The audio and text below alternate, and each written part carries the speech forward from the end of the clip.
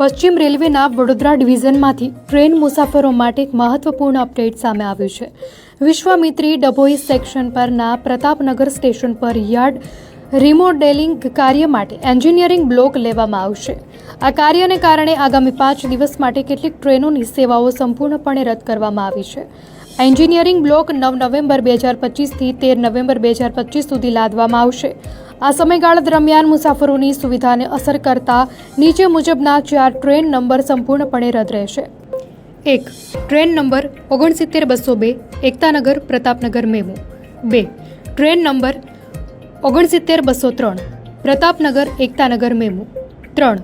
Train number 59122 Chhotaudepur Pratapnagar passenger. 4. Train number 59125 Pratapnagar Chhotaudepur passenger. Railway દ્વારા મુસાફરોને આ સમયગાળા દરમિયાન પોતાની મુસાફરીનું આયોજન તે મુજબ કરવા વિનંતી કરવામાં આવી છે।